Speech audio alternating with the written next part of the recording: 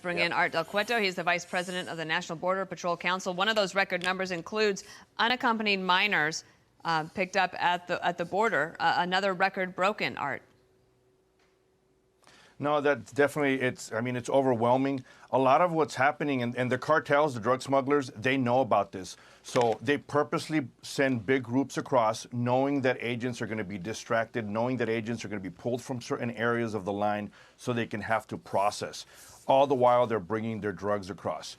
And something needs to be done by this administration to stop it. You know, you hear words of, hey, they've waved the white flag.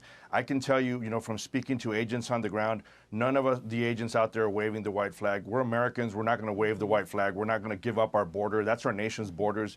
They're out there doing a job, and they'll continue to do the job. But it is very frustrating when you have the agency heads and an administration that is not backing them up right now. All right, so we just talked about record numbers. Today is August 3rd. Take a listen to what Vice President Kamala Harris said back on June 25th. I call it progress. We're not exactly where we want to be yet, but we have seen extreme progress over these last few months because of his dedication and his efforts. Has there been progress? I mean, if what they mean by progress is allowing people to enter and break our laws, and I guess, in their eyes, that's progress. But realistically, there's been no progress. And look, I've said it many times. I don't care if you're on the right side or the left side of the aisle. We all deserve to be safe in our homes. There should be no difference when it comes to our nation's borders. And right now, it's beyond chaotic. It's horrific with these individuals that are coming across. And you look at the numbers of the apprehensions. But what you got to look at is those apprehensions are being released in the United States. And then you have the COVID talk.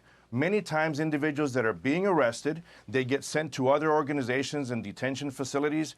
Later, after they've been there for a while, agents get the call and say, hey, so-and-so that you arrested several days ago ended up being positive for COVID. So it's a domino effect that just there is no end in sight right now unless you go back to the policies that worked under the last administration.